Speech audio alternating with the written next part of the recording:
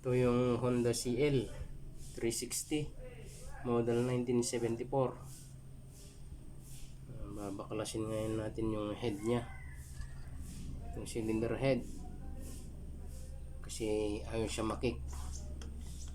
Pero first time pa lang siyang mabaklas.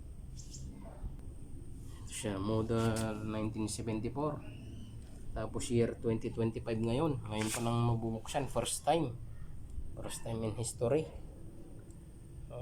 Stator core nya, ang laki, ibang iba talaga. Ito yung mga model 1970s at saka 60s. Maganda to pag tumakbo. Gusto kong ibenta, pero depende yan kung bumalik ulit yung pagkahilig ko sa vintage. Kasi dati may Honda 305 ako, dalawang Honda XL 185, isang Honda XL 125, isang Yamaha DT 175, DT 125, Yamaha SRX 400cc na dalawa.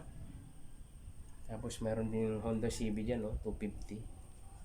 Yan, mahilig ako dati sa mga vintage. Nag-abroad ako sa Qatar, Saudi. Nangungulit ako ng mga motor. Tignan natin kung mapandar ko to.